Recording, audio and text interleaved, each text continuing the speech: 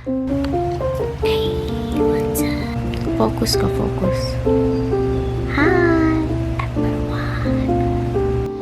Konbawa. Time check.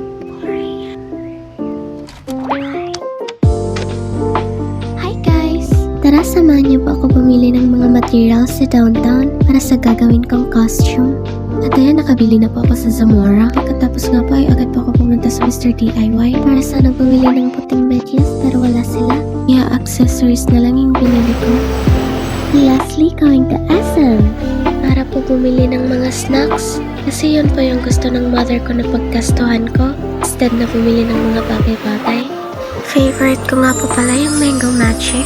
Yung lagi ko nga po palang ino-order dyan ay yung Mango Graham Shake nila na may vanilla ice cream sa top. Pauwi na sana ako nang biglang umulan ng malakas. Kaya ayun, napabili na lang ako sa Dunkin Donut para may matambayan man lang habang nag-aantay tumigil ang ulan. Wala po kasi tayo sa fictional world na biglang may magpapayong sa atin sa labas. Char.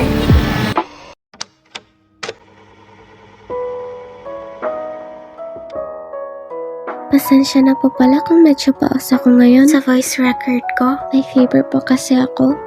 Nahirapan nga po pala ako makasakay dyan kasi naayos yung daanan ng mga sasakyan sa lugar namin. Thankfully, nakauwi din kahit papaano. Hey guys, I'm working on my costume. Marami na pala akong nailagay ng mga bandages sa aking kamay. Kasi kapag tumatagal ang pagtatay, sumasakit talaga. Lalo na pag mahirap mailabas ang karayom sa tela.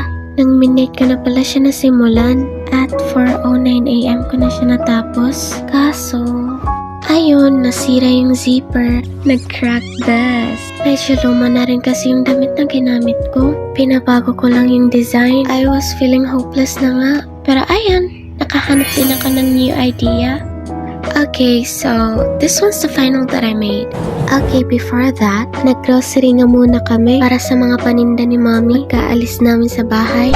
Okay, so ayan, naghanap lang ako ng dress. Yung ibabaw lang yung nagbago kasi wala na akong oras. Uwi po kasi kami papunta sa summer. Kasama ko nga pala yung big brother ko.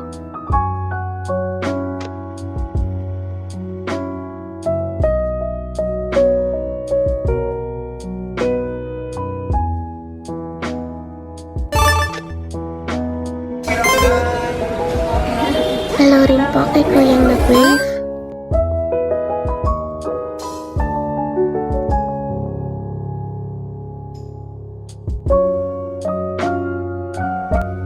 So, ayan, punong-puno po kami dyan. Halos hindi na nga kami makauwi kasi wala nang bus papuntang Katbalogan. Yung papuntang Kalbig at Kalbayog na lang yung available. Priority kasi yung mga papunta dun sa mga lugar na yun. Kaya nagantay na lang kami. So, ayun, ang saya-saya kasi nakasakay na kami. Nakatayo nga lang, pero okay na yun.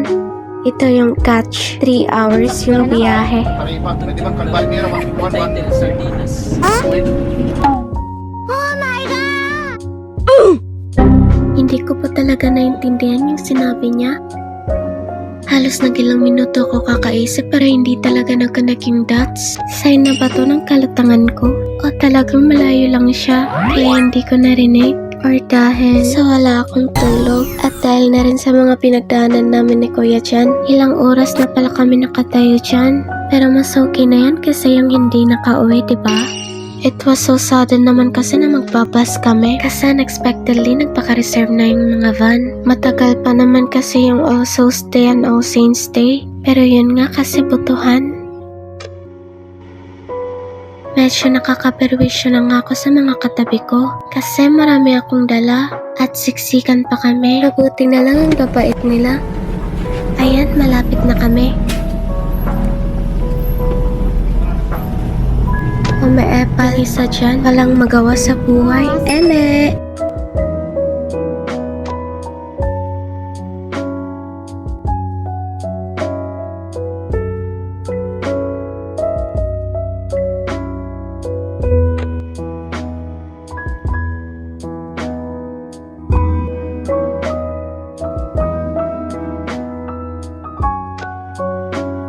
Welcome to Paranos.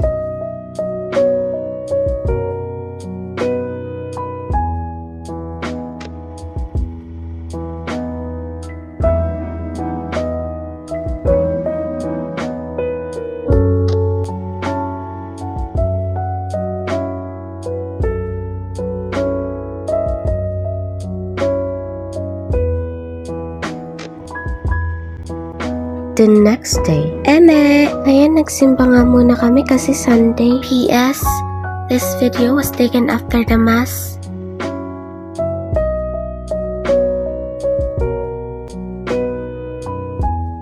Hermana pala ng ninang ni ate ngayon, kaya may pa-cater. Hi, hi!